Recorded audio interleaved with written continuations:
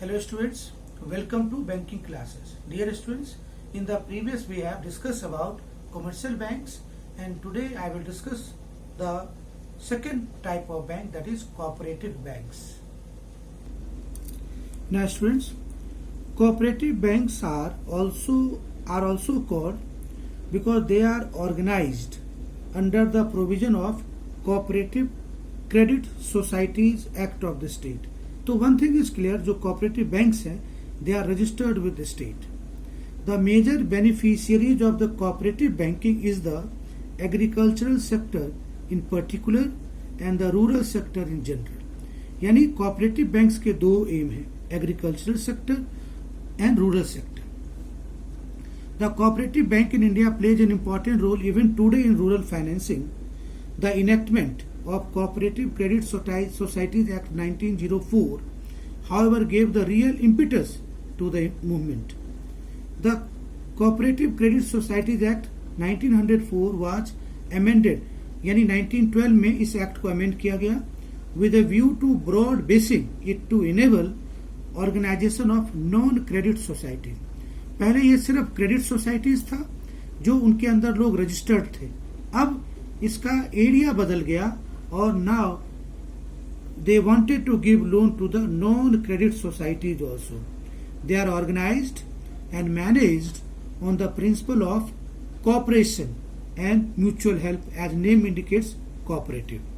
The main objective of cooperative bank is to provide rural credit, यानी rural मतलब गांव के लोगों को लोन देना. The three-tier structure exists in the cooperative banking. पहला state cooperative bank at the apex level. Apex मतलब top level पे state cooperative banks. Central cooperative banks at the district level. District level में हर एक district में एक central cooperative banks होता है. और थर्ड बेटा primary cooperative banks and the base और द लोकल लेवल, यानी गांव में एक प्राइमरी कोऑपरेटिव बैंक्स होता है. तो तीन तरह के केस हो गए, state, rural and base local level. Now new initiatives taken are RBI has given permission to two organization to become a bank. आपने नाम सुना होगा बेटा IDFC लिमिटेड, ये लेटेस्ट आपके जनरल नॉलेज के लिए है. एंड बंधन financial service private limited to set up bank under the guidelines on licensing of new banks in the private sector issued on February 22, 2013. Government बेटा फरवरी 22, 2013 में एक लॉ पास किया कि अब आप प्राइवेट कंपनी, लिमिटेड कंपनीज जो है they can be registered as a bank, और इसमें एक बंधन बैंक का नाम आया. Now prime minister of India Shri Narendra Modi started Jan Dhan Yojana on 28 August 2014 and will last until 14 August 2015. The first phase will be focused on opening a bank account. जिनके पास bank account नहीं था उनको बैंक अकाउंट खोलना, and providing credit facilities for those who are outside the banking system in urban and rural credit. That means urban areas में जो poor रह रहे, rural areas में जो पुअर रह रहे, जिनके पास बैंक अकाउंट नहीं था उनका बैंक अकाउंट खुलवा के और उनको फिर क्रेडिट फैसिलिटीज देने का एम था जनधन योजना. This was related with the cooperative banks. अब बेटा payment banks.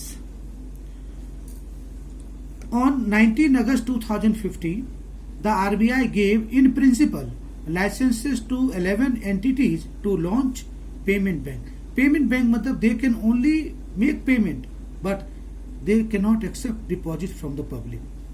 Aditya Birla Nuvo, Airtel, Chola Mandalam Distribution Services, department of posts. अब बेटा पोस्ट तो डिपॉजिट भी लेते हैं. Fino Paytech, National Securities Depository, Reliance Industries, Dilip Shanghvi Sun Pharmaceuticals, Vijay Shankar Sharma Paytm, Tech Mahindra, Vodafone M Pesa, ये बेटा अब ऑपरेटिव नहीं है. The in principle licence is valid for 18 months within which entities must fulfil the requirement. That means payment banks का status जिस condition में दिया गया वो सिर्फ 18 months के लिए वैलिड होगा. They are not allowed to engage in banking activities within that period the RBI will consider grant full license under section 22 of the Banking Regulation Act 1929. ये बेटा सेक्शन बहुत इंपॉर्टेंट है. After it is satisfied that conditions has been fulfilled. अब ये ऊपर जितने भी banks थे, they can be given the status of banks only when the conditions laid down under section 22 of the Banking Regulation Act 1949 has been satisfied. Then only payment bank status may be given. And dear students, in the next video we will discuss about small finance banks and RBI. That's all for today. Thank you.